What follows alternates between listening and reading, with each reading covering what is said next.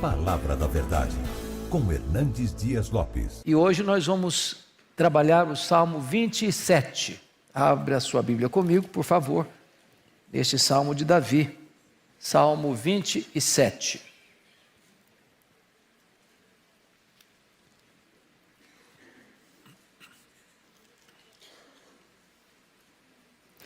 Esse salmo diz o seguinte: o Senhor é a minha luz e a minha salvação. De quem terei medo? O Senhor é a fortaleza da minha vida. A quem temerei? Quando malfeitores me sobrevêm para me destruir, meus opressores e inimigos, eles é que tropeçam e caem. Ainda que um exército se acampe contra mim, não se atemorizará o meu coração. E se estourar contra a minha guerra, ainda assim terei confiança. Uma coisa peço ao Senhor e a buscarei: que eu possa morar na casa do Senhor todos os dias da minha vida, para contemplar a beleza do Senhor e meditar no seu templo.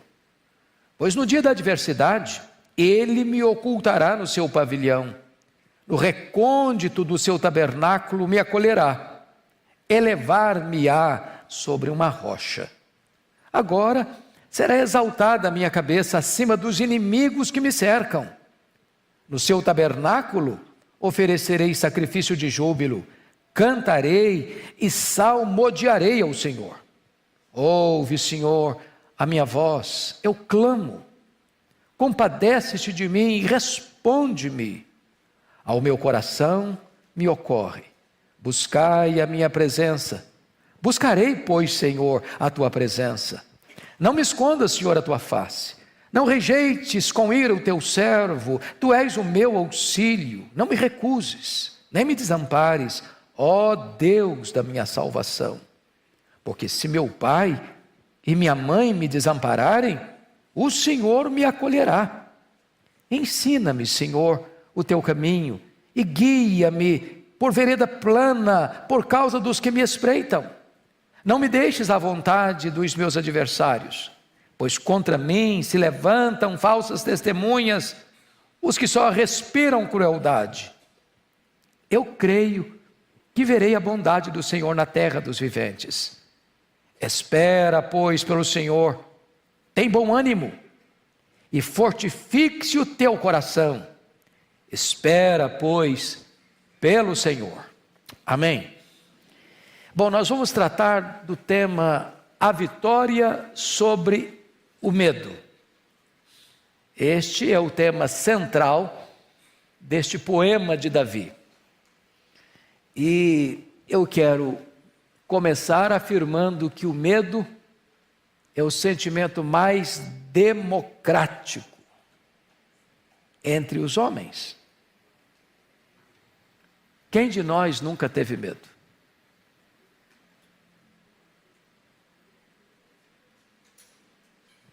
Quem de nós está vacinado eficazmente contra o medo?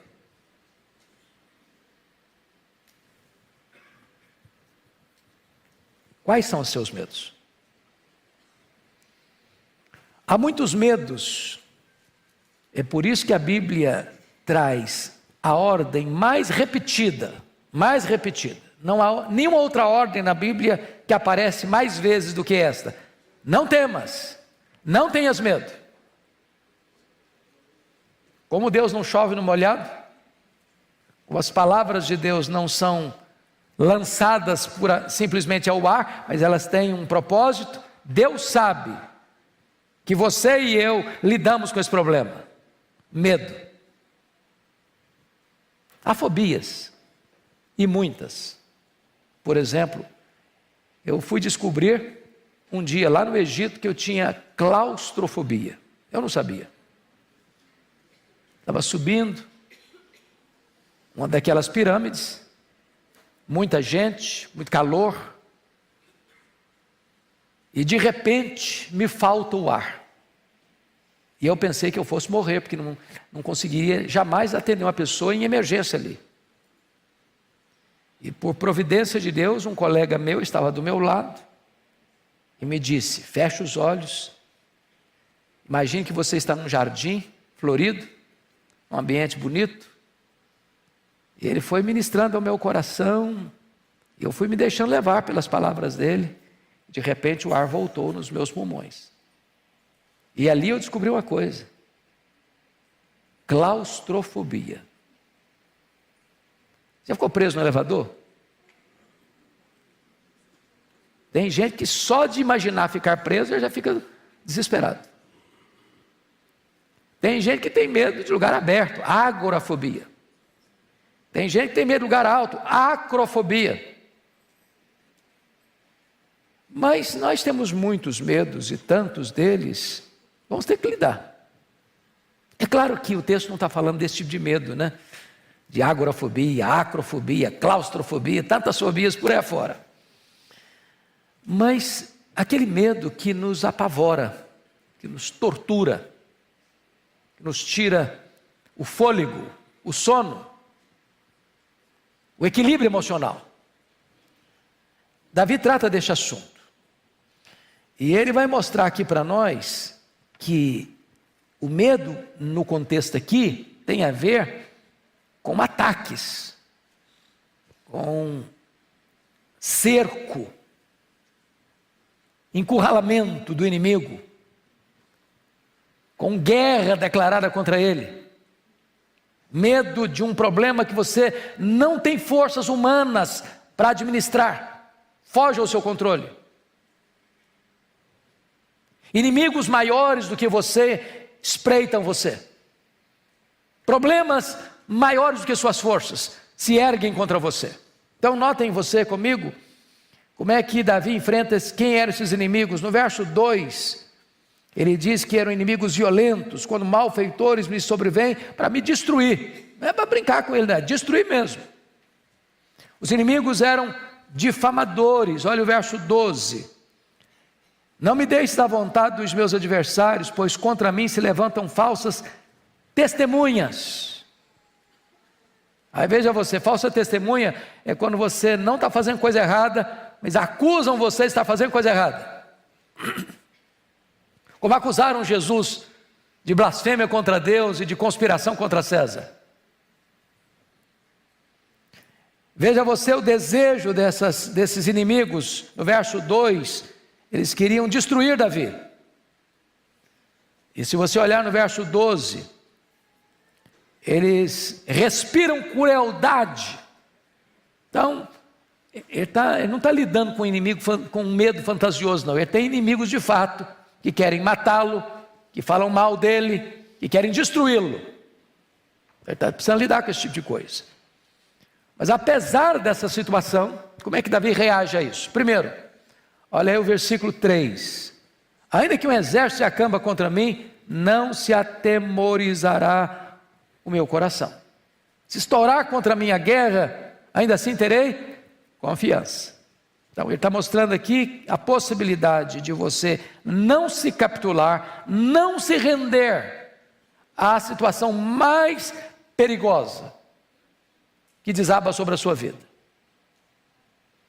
Mais do que isso, olha o versículo 14, a questão de ser corajoso. Olha aí. Espera pelo Senhor, tem bom ânimo, fortifique-se o teu coração, espera pois pelo Senhor. É a mesma palavra dada para o jovem Josué, que diante da morte de Moisés, tem o desafio de entrar na terra prometida, vencer os gigantes que estão lá e plantar a nação na terra que Deus prometera a Abraão. Tem que ter bom ânimo, tem que ter coragem. Tem que superar não só as circunstâncias, mas também os sentimentos.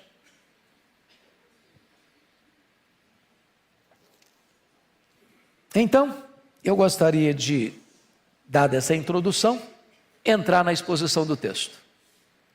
E ao entrar na exposição do texto, eu quero tratar aqui de 3 lições. A primeira delas, você triunfa sobre o medo das circunstâncias adversas por meio da fé em Deus.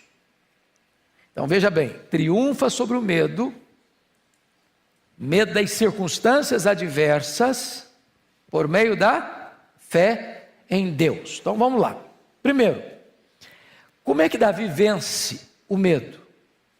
Primeiro, ele vence o medo reconhecendo quem Deus é. Que a solução não está dentro de você. A solução está acima de você. Você não vence o medo que você é um gigante apenas. Você é forte, você é corajoso, você é destemido, porque você enfrenta qualquer situação de peito aberto. Não é assim não. Olha o verso primeiro comigo. O Senhor é a minha luz e a minha salvação. De quem terei medo? O Senhor é a fortaleza da minha vida. A quem temerei? Davi não diz, eu sou forte, por isso eu não tenho medo. Eu sou um guerreiro, por isso eu não tenho medo. Eu tenho um exército, por isso eu não tenho medo. Eu sou rico, por isso eu não tenho medo. Eu tenho saúde, por isso eu não tenho medo. Não, ele não está falando isso. Ele se reporta a Deus. E veja você qual a descrição que ele faz de Deus. O Senhor é o que primeiro? A minha luz. Então, quando fala que Deus é luz, e o Novo Testamento diz lá em 1 de João 1,5, Deus é luz, não há nele treva nenhuma. Luz é um símbolo, não é? Quando você fala em luz, você fala de quê? Você fala de verdade, você fala de justiça, você fala de santidade, você fala de algo que esclarece, que ilumina, que aquece, que purifica, que irradia para todo lado, que avisa do perigo. Mas note que ele não diz que Deus é luz. Deus é o que mais? É a minha luz. Porque não é apenas uma questão de ter consciência de que Deus existe. É a questão de saber que esse Deus que existe, o único Deus, é o seu Deus. Essa é a diferença. Tem muita gente que sabe que Deus existe, mas ainda não tem nenhum compromisso com esse Deus. Mas Deus é mais do que luz. Deus é a minha salvação. Ele não é apenas salvador, Ele é a própria salvação. Mas Ele não é só salvador e salvação, Ele é a minha salvação. E aí você nota no verso 1, parte B, o Senhor é a fortaleza da minha vida.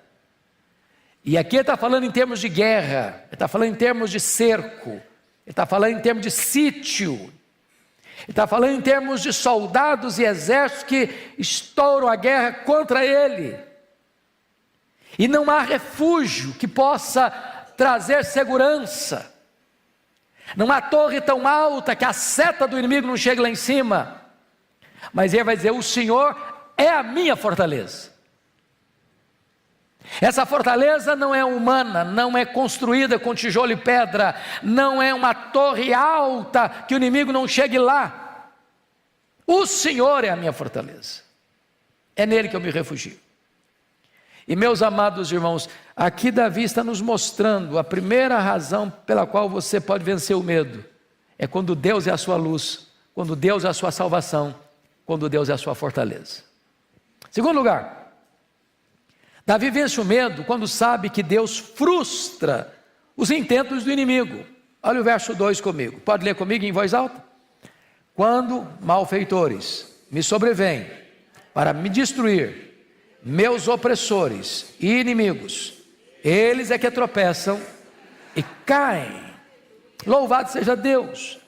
A ideia aqui no grego, no hebraico melhor dizendo, desses malfeitores que sobrevêm para destruir, a ideia de uma alcateia de lobos, que vem para atacar, que vem para encurralar você. E aqui a gente poderia pensar em alguns pontos, como Deus vira a mesa a favor dos seus servos, diante desse ataque frontal do inimigo. Vou dar alguns exemplos. Pensa comigo lá em Atos 12. Herodes, Agripa I. Esse termo Agripa I não aparece, nós sabemos disso, tem 4 Herodes mencionados no Novo Testamento. Herodes o Grande, o que mandou matar as crianças de Belém. Herodes Antipas, que era o tetrarca da Galileia, que mandou matar João Batista. Herodes Agripa I, Atos 12, o que mandou matar o apóstolo Tiago e prendeu Pedro para matá-lo depois da festa da Páscoa. E Herodes Agripa II é aquele Herodes que escutou Paulo em Cesareia e disse: por pouco me persuades a me fazer um cristão, lá em Atos 26. Pois bem, esse Herodes aqui mata o Tiago, prende o Pedro em prisão de segurança máxima, 4 escoltas de 4 soldados cada uma. Parecia que o destino estava lavrado. Havia oração da igreja em favor de Pedro. E o que acontece? Deus manda um anjo, vai lá na prisão de segurança máxima, abre as algemas dele, manda ele calçar a sandália, manda botar a capa. E ele vai saindo, as portas vão se abrindo automaticamente, os soldados não estão vendo nada, está acontecendo um milagre diante deles, eles não estão percebendo. Chega a ter um grande portão de ferro e tem um controle remoto na mão do anjo.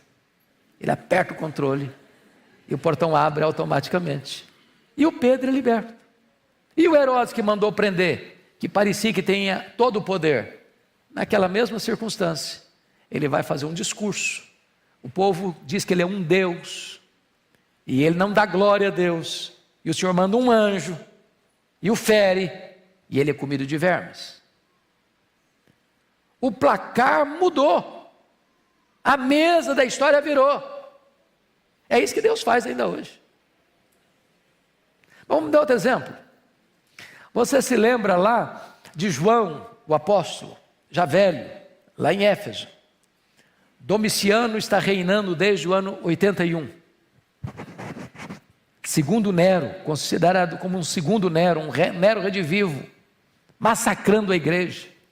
Deporta o velho João para uma colônia penal, uma ilha do mar Egeu, a ilha de Patmos. Parecia ser o fim. Parecia ser uma pá de cal jogada sobre a igreja. Mas o que acontece? Todas as portas se fecharam para João na ilha de Patmos, mas Deus abriu-lhe uma porta no céu. E disse: sobe para aqui, e eu te mostrarei, não as coisas que talvez aconteçam, nem as coisas que podem acontecer, eu te mostrarei as coisas que devem acontecer. E Deus dá para João a revelação do último livro da Bíblia, que descortina a derrota dos inimigos de Deus e a vitória retumbante de Cristo e da sua igreja. Deus vira a mesa da história. Deus muda o placar do jogo, que estava contra nós, estávamos levando de goleada do inimigo, e de repente Deus muda o cenário. Me permita mais um outro exemplo. John Bunyan, século 17 na Inglaterra, é um pregador batista, e ele está pregando em praça pública, e naquela época já pregar em praça pública era proibido, e ele prega, e é preso, e dizem para ele: se você parar de pregar, você está na rua. E ele disse: se vocês me soltarem, eu vou para a rua pregar.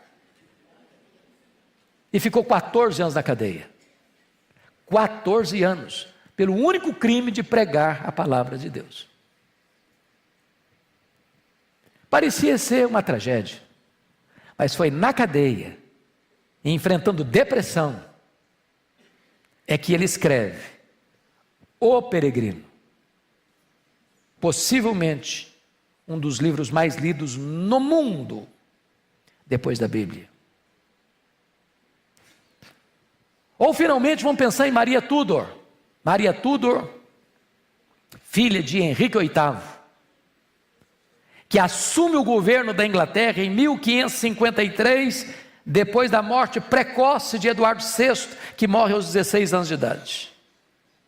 Ela massacra os cristãos protestantes da Inglaterra, manda queimar em praça pública os 3 líderes, Latimer, Ridley, Cranmer.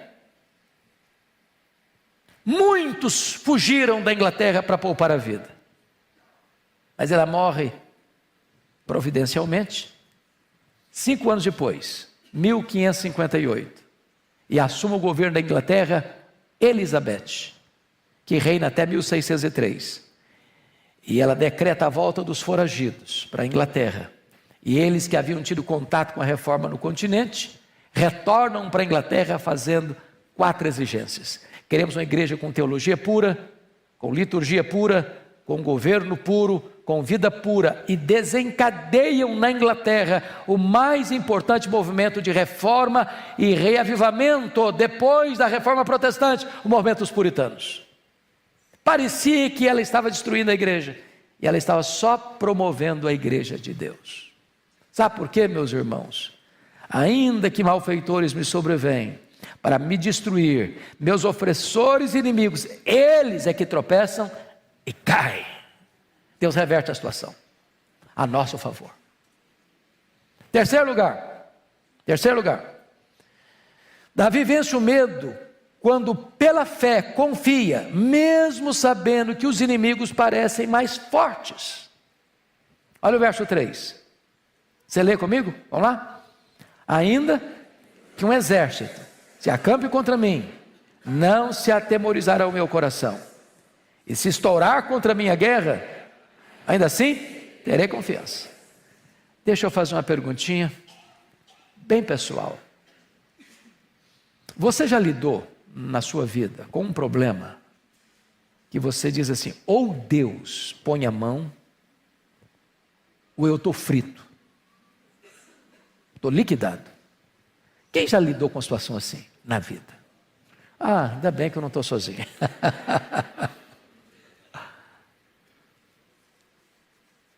Tem hora que eu vou ser engolido, vou ser tragado, vou ser esmagado. Você já pensou um exército acampar contra uma pessoa só? Você já pensou estourar a guerra contra você? É muita coisa.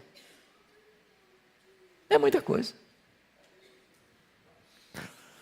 Mas Davi, ele mesmo, isso não é retórica não, isso é fato, aconteceu com ele mesmo.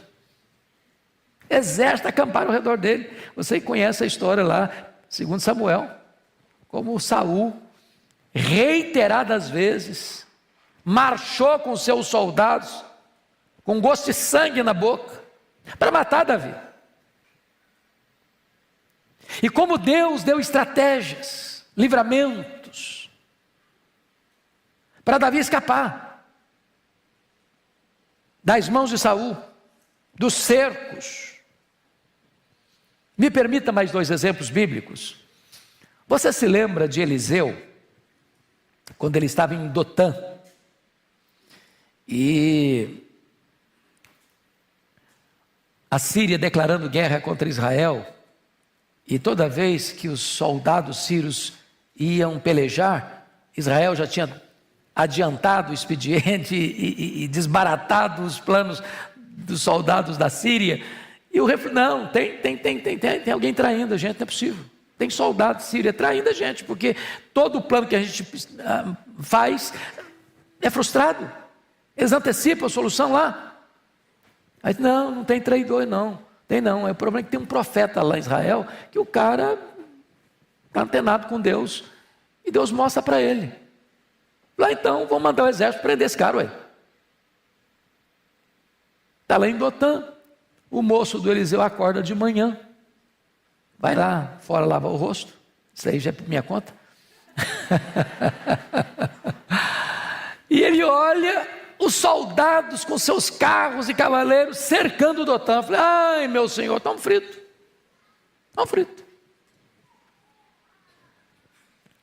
O Eliseu não se intimidou, não se amedrontou e fez uma oração: Senhor, abre os olhos desse moço para que ele veja. E quando Deus abriu os olhos do Geazi, ele viu cavalos e cavaleiros de fogo cercando o acampamento, número maior do que os soldados sírios. E agora Eliseu faz uma outra oração: Senhor, agora fecha os olhos dos soldados. Pediu para abrir os olhos do Geazi, fecha os olhos dos soldados inimigos. E eles ficaram cegos, temporariamente. E aí Eliseu vai guiando esses soldados cegos do exército inimigo até a cidade de Samaria. E agora o profeta ora: abre os olhos deles, Senhor. Quando eles abriram os olhos, eles estavam dentro da capital de Israel, vulneráveis aos soldados de Israel. E o rei de Israel perguntou: vamos matá-los? O profeta: não vai matar não. Dá um banquete para eles, põe uma mesa para eles, dê comida para eles. E tratou-os com generosidade. E diz o texto que não houve mais guerra da Síria contra Israel. Deus reverteu o quadro. Mas me permita um último exemplo, para entenderem como é que Deus vira a mesa. O exército parece maior, você não vê saída, e de repente Deus abre uma saída. Foi no governo de Ezequias, aqui em Judá, que as 10 tribos do norte, cuja capital era Samaria, foi tomada pelo exército poderoso da Assíria. E esse mesmo exército, depois de tomar Samaria, entrincheira Jerusalém, e dá um recado para o rei Ezequias se render, e dá um alerta para ele: renda-se, porque nenhum Deus livrará você das nossas mãos. O rei Ezequias, aflito, consulta ao profeta Isaías. O profeta Isaías diz: não precisa ter medo não, E diz o texto bíblico que o próprio Deus mandou o anjo do Senhor, e o anjo do Senhor feriu de morte 185 mil soldados assírios que entrincheiravam Jerusalém. Tem horas, meus amados irmãos, que parece que o inimigo vai nos engolir vivos, que você vai sucumbir ao problema, e aquilo que hoje parece ser a sua derrota, amanhã pode ser a sua maior vitória para a glória de Deus. Deus está no controle da história. Quarto lugar, Davi venceu o medo. Vence o medo quando sabe que Deus é o seu maior prazer. Olha o verso 4. Meus irmãos, eu acho isso aqui impressionante, porque o contexto é de guerra, o contexto é de cerco, o contexto é de ataque de um inimigo que quer destruir. Mas olha a oração dele no verso 4, leia comigo, por favor. Uma coisa peço ao Senhor, e a buscarei, que eu possa morar na casa do Senhor todos os dias da minha vida, para contemplar a beleza do Senhor e meditar no seu templo. Davi era um homem rico, Davi era um homem famoso, Davi podia ter à sua disposição muitos prazeres, mas o que ele mais deseja é intimidade com Deus. Notem que o desejo dele, prioritário, não é destruir o inimigo, não é matar o inimigo, não é tornar-se um rei mais forte, mais poderoso, mais rico, ter mais terras, conquistar mais territórios. Esse homem tem algo que move o coração dele, que é a alavanca da alma dele, que é o vetor do coração dele, é buscar a presença de Deus, é andar na presença de Deus, é conhecer a intimidade de Deus. E ele diz uma coisa importante aqui. Uma coisa eu peço, e diz, e buscarei. E tem gente que pede, mas não busca.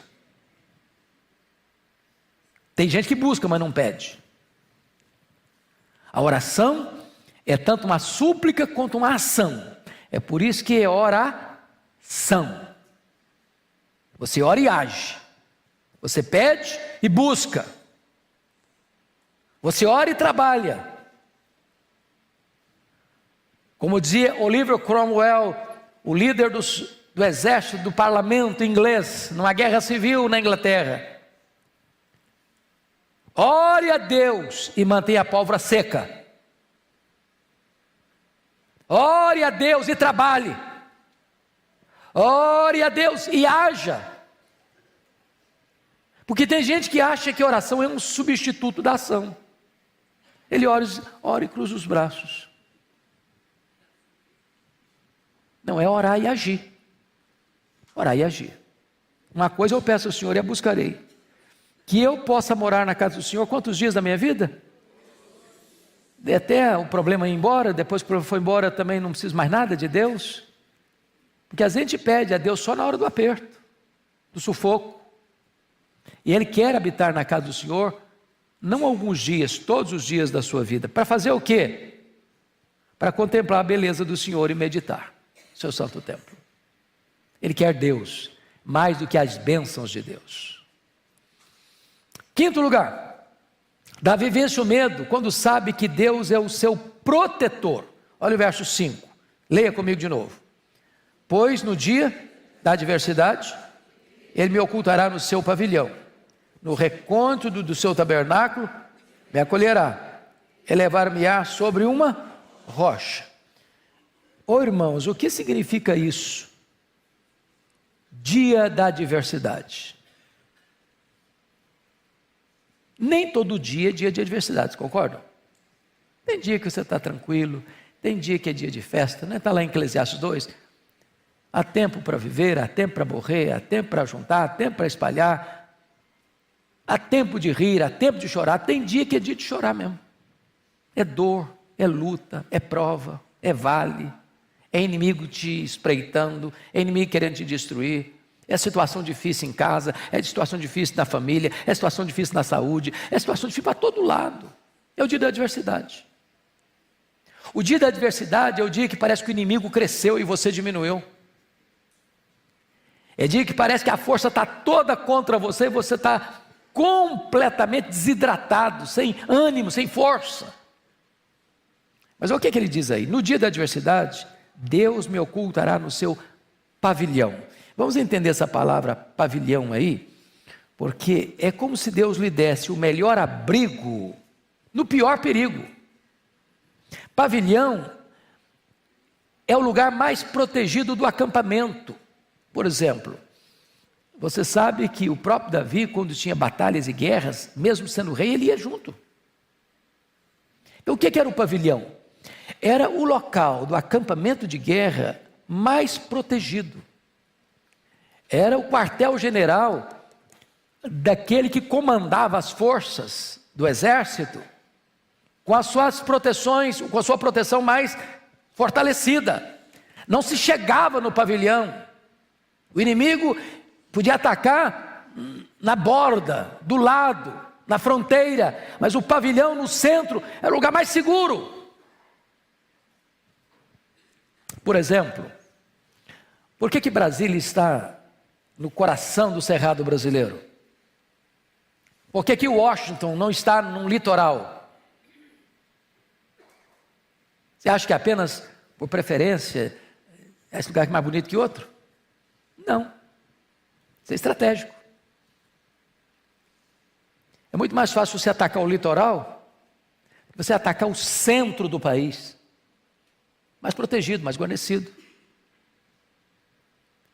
Então note vocês que ele está dizendo que nesse dia da adversidade, onde o inimigo vem com toda a sua fúria, com todo o seu ataque, com todas as suas armas, com todo o seu arsenal, com toda a sua virulência, nesse dia, Deus coloca você dentro do pavilhão.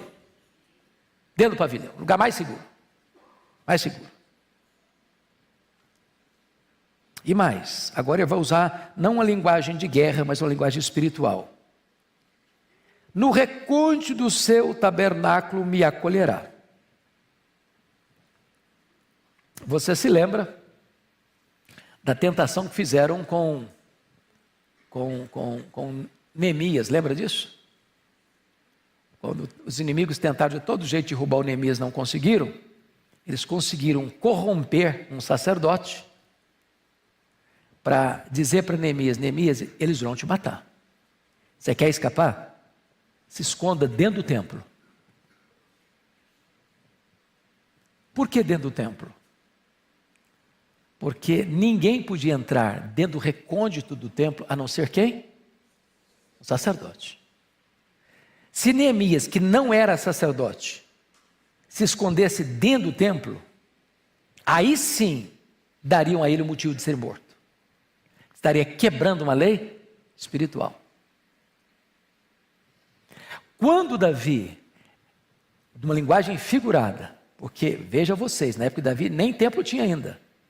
Vocês sabem disso. Quem construiu o templo, ele está falando do tabernáculo. Ele usa a palavra templo. Mas o templo só foi construído depois que Davi morreu. Mas quando ele diz Deus me oculta no seu tabernáculo, no recôndito, lá dentro do tabernáculo, ele está usando essa linguagem espiritual.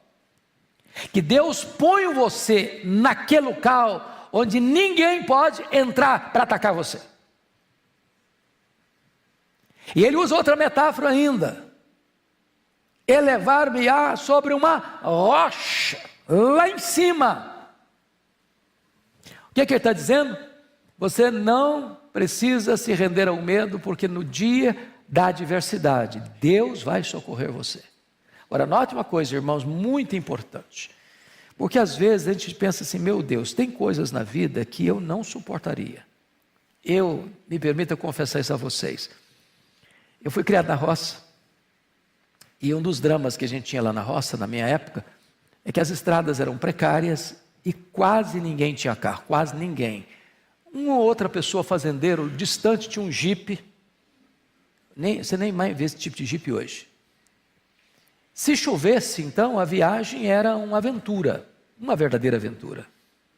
E a minha mãe era muito enferma, muito doente.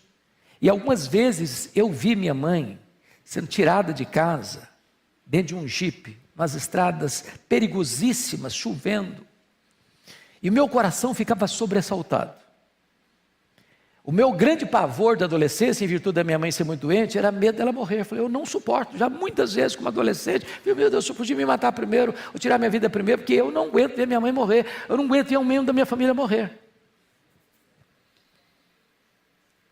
Deus não prepara você na véspera. Se Deus permitir que você enfrente uma situação adversa, no dia da adversidade, Ele segura você, Ele consola você, Ele prepara você. Davi está dizendo, no dia da adversidade, Deus vai me colocar no lugar mais protegido do acampamento, Deus vai me colocar no lugar mais seguro do templo, e Deus vai me colocar na rocha mais elevada do mundo. Este é o seu Deus. Você precisa ter medo. Sexto lugar, Davi vence o medo quando transforma a adversidade no prelúdio dos seus louvores. Olha o verso 6.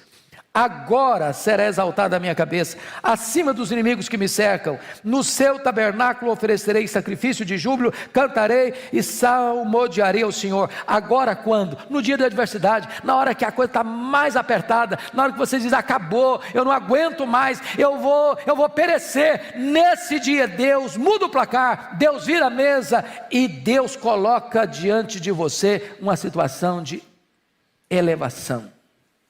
Acima dos inimigos, Deus dá vitória, e o lugar da ameaça se transforma em prelúdio dos seus louvores.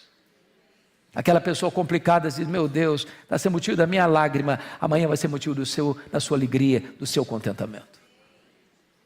Aquele que está cativo vai se tornar livre, se tornar instrumento nas mãos de Deus para libertar outros cativos. Bom, vamos à segunda lição do texto. Então, a primeira lição do texto, que você triunfa sobre o medo das circunstâncias adversas por meio da fé em Deus. Agora, a segunda lição do Salmo, você triunfa sobre o medo do fracasso por meio da oração fervorosa. Versos 7 a 10. Então, você vai ver aqui no verso 7, uma transição radical, abrupta. E ele sai do pico dos montes para o vale escuro do sofrimento. Vida cristã é isso aí, viu, gente? É uma gangorra. Tem dia que você está celebrando, tem dia que você está chorando. É isso mesmo. Até Jesus voltar, e até termos um corpo de glória, nós vamos chorar. Tem jeito não. Então, vamos ver.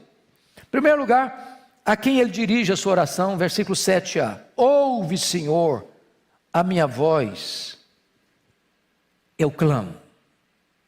Notem vocês que Davi não dirige a sua oração a um ídolo, a um Deus pagão. Ele dirige a sua oração ao Deus da aliança.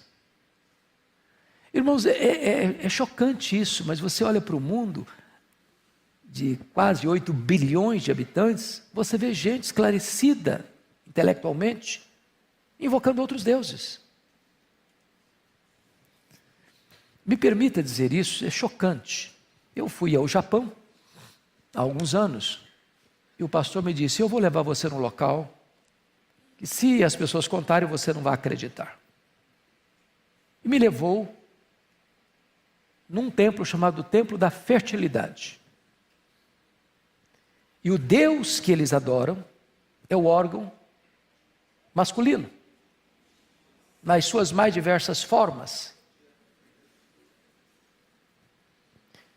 E tem sacerdotes, sacerdotisas. E as pessoas vão para lá, querendo ter filhos, desejando ter filhos, e se curvam, e adoram, e se prostram diante desse Deus.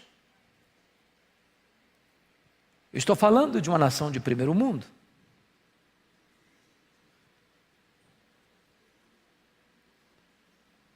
Aí fui à capital, um templo shintoísta, e tem uma bacia gigante, com incenso, aquela fumaça.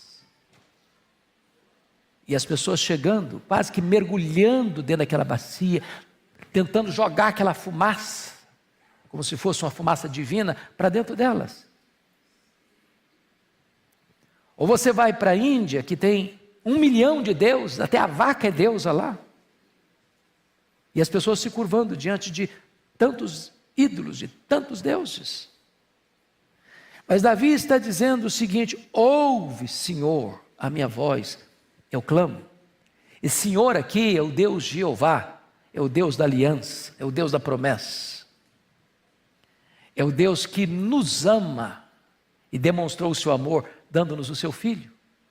Então não é questão de orar, é a quem orar. A quem orar. Mas em segundo lugar, o que ele pede em sua oração?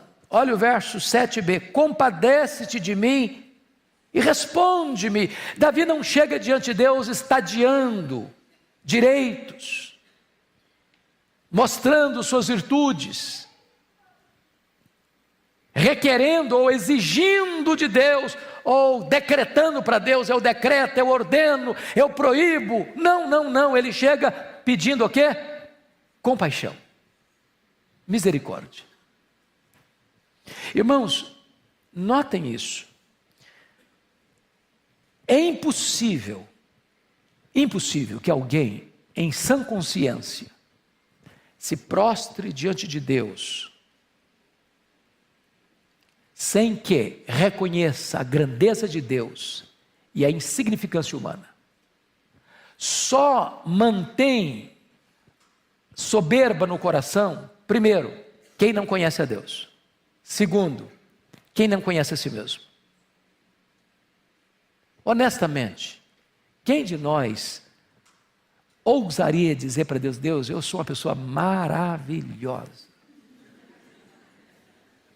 O Senhor foi muito feliz quando me escolheu, porque se o Senhor não tivesse me escolhido, o Senhor teria cometido um erro estratégico imenso. Só um louco faria isso. Só um louco.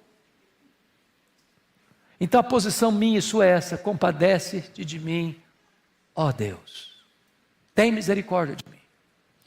Terceiro, o que ele anseia em sua oração? Olha comigo o verso 8: ao meu coração me ocorre, e aí ele cita: buscai a minha presença. Deus está dizendo isso para você e para mim. Deus sempre disse isso para o seu povo: buscai a minha presença, buscai a minha presença, buscai a minha presença. E agora ele diz, diante da ordenança divina: buscarei, pois, Senhor, a tua presença. Em outras palavras, meus irmãos, qual é a maior necessidade de nós, como igreja, como povo, como crentes? É de coisas? Qual é a maior necessidade? É de bens materiais? É de uma casa mais bonita? De um carro mais novo? De um salário mais robusto? Essas coisas são boas, essas coisas são legítimas. Você pode pedir isso em oração. Você deve orar por isso. O nosso Deus é o Deus abençoador. Mas às vezes as nossas orações são orações quase que mercantilistas. A gente tem hora que faz de Deus um despachante celestial.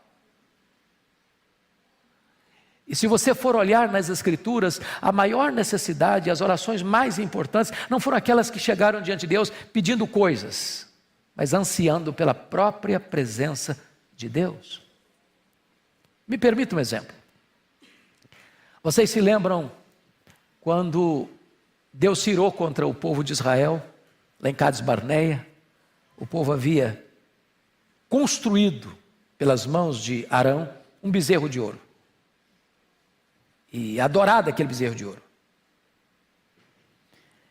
E Deus tomou a decisão de eliminar o povo. E começar um novo povo por meio de Moisés. Aí Moisés intercedeu pelo povo. E Deus ouviu a oração de Moisés e perdoou o povo. Aí Deus disse para Moisés: olha Moisés, eu vou cumprir minha palavra. Eu vou levar este povo à terra prometida. Eu vou enviar um anjo. Mas eu não vou com vocês. A minha presença não irá com vocês. E qual foi a oração de Moisés? Senhor, se tu não fores conosco, não nos faça subir. A terra prometida é boa. Um anjo do nosso lado é muito importante. Mas a maior necessidade nossa não é da terra, nem mesmo de um anjo. É da tua presença. Porque o Deus das bênçãos é melhor que as bênçãos de Deus. A maior necessidade nossa não é de coisas, é de Deus. E esse entendimento é a chave da virada de uma vida espiritual que tem significado. Pois bem, vamos agora observar outra coisa. O que tem a Davi a colocar, o que é que ele teme, de fato, na sua oração diante de Deus? O que é que apavora o coração de Davi? Porque ele disse que ele não tinha medo do exército, ele não tinha medo do acampamento do inimigo cercá-lo, ele não tinha medo que estourasse contra ele a guerra. Mas uma coisa ele tem medo. Do que ele tem medo? Versículo 9 demonstra isso. Você pode ler o 9 comigo? Vamos juntos? Não me esconda, Senhor, a tua face. Não rejeites com ira o teu servo. Tu és o meu auxílio. Não me recuses, nem me desampares da minha salvação. Agora vamos entender isso aqui. Se você ler a bênção araônica, ela traz o brilho da face de Deus sobre nós. Quando Deus resplandece o seu rosto sobre nós, significa que Deus está tendo favor, Deus está se agradando do seu povo. Mas quando o povo pecava, a face de Deus não estava mais com o povo. A presença de Deus se ausentava do povo. Qual o maior temor que você e eu deveríamos ter? É de Deus dizer para nós assim: olha, eu não estou me agradando de você. O que você está fazendo está me desagradando, então eu vou ocultar o meu rosto de você. E se Deus ocultar o rosto dele de nós, o que acontece conosco? Nós nos tornamos fracos, vulneráveis, como aconteceu com Sansão. O Espírito de Deus se afastou dele e se tornou um fracote, derrotado pelo inimigo. Então, amados irmãos, o que é que deveria mais encher o nosso coração de medo? É de pecarmos contra Deus. Porque o pecado enfraquece, o pecado adoece, o pecado nos priva do maior bem, que é a presença de Deus conosco. É o brilho da face de Deus sobre nós. Então a maior necessidade nossa é da presença de Deus, é do brilho e do resplendor da face de Deus sobre nós. Mas vamos pegar o último ponto desse segundo. O que tem Davi como convicção inabalável em sua oração? Está aí no verso 10. Leia o 10 comigo, por favor. Vamos juntos.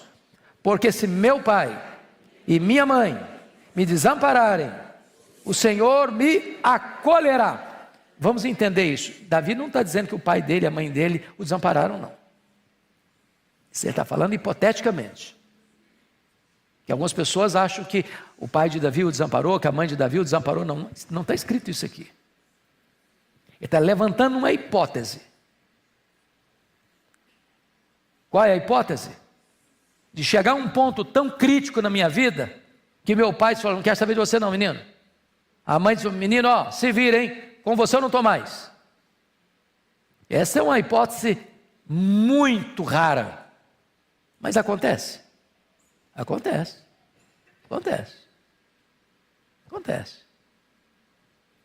Às vezes, pai e mãe desamparam o filho antes de ele nascer. E o sacrifica. No altar do Moloque moderno. Com os aplausos da sociedade. Às vezes os filhos são desamparados ao nascerem. São rejeitados, enjeitados.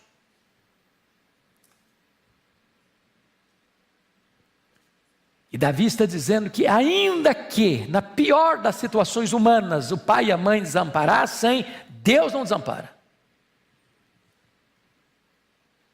Ou seja, não é apenas que o inimigo ataque você não precisa ter medo. É ainda que aqueles que mais deviam estar do seu lado sejam contra você, Deus não vai desamparar você. Porque pai e mãe gostam de filho, não é porque o filho é bom não é porque a filha é virtuosa não é verdade. A gente gosta de filho, apesar dos problemas deles. E parece que quanto mais o filho dá trabalho, mais a gente mais a gente tem que botar dose dupla de amor. Não é assim mesmo?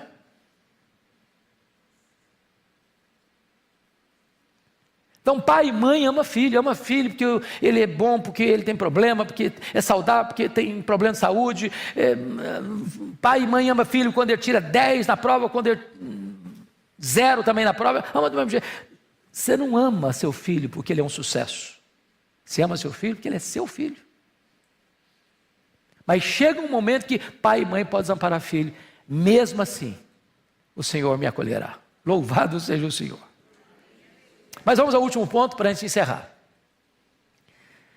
Você triunfa sobre o medo do futuro agora, por meio de uma viva esperança. Esse é o terceiro ponto da mensagem. Triunfa sobre o medo do futuro por meio de uma viva esperança. Versos 11 a 14.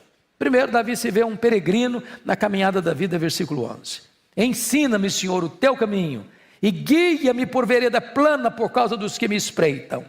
Olha você que ele precisa de mapa e ele precisa de guia. Ensina-me, Senhor, o teu caminho. É o mapa.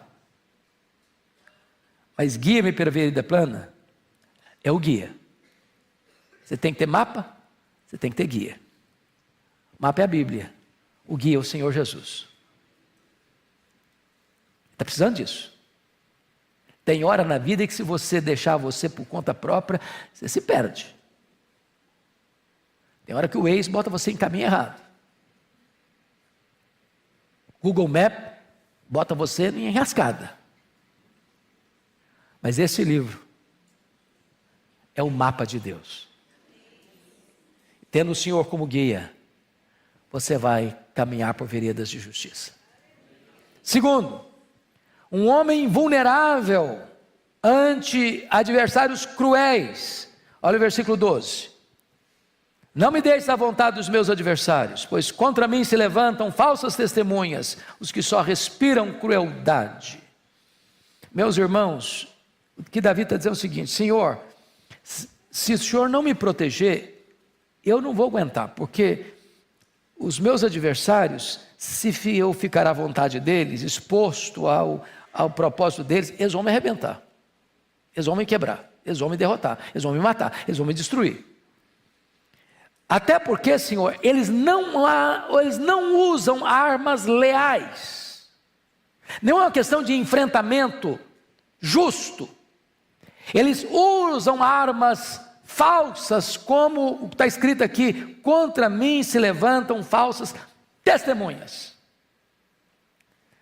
Os estudiosos dizem que isso aqui tem a ver lá com o fofoqueiro chamado Doeg. Lembra lá do Doeg? Davi está fugindo de Saul, para lá, e o sacerdote dá para ele o pão da proposição, estava com fome. E depois o Doeg disse: olha, tem uma conspiração aqui, viu, Saul, contra você. Esse sacerdote aí está mancomunado com Davi para trair você. E aí o Saul, louco que era, chegou lá e confrontou o sacerdote.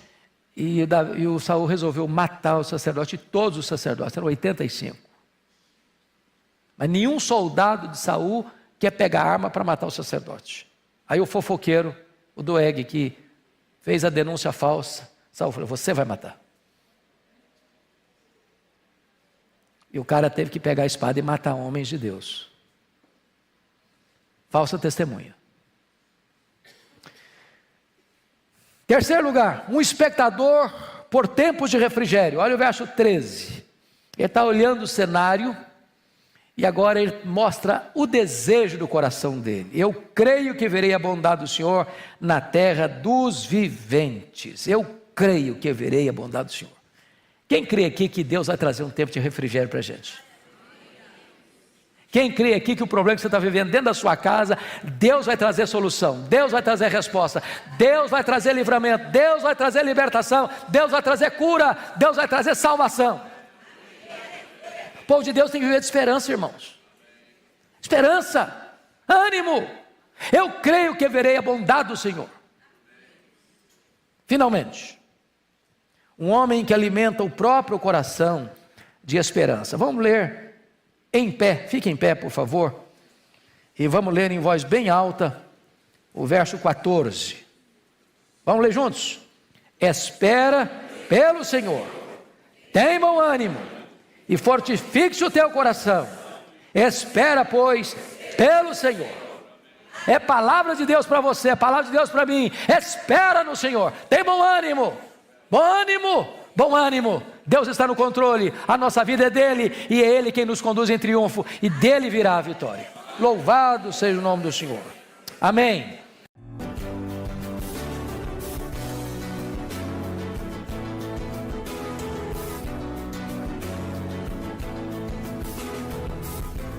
Palavra da Verdade, com Hernandes Dias Lopes.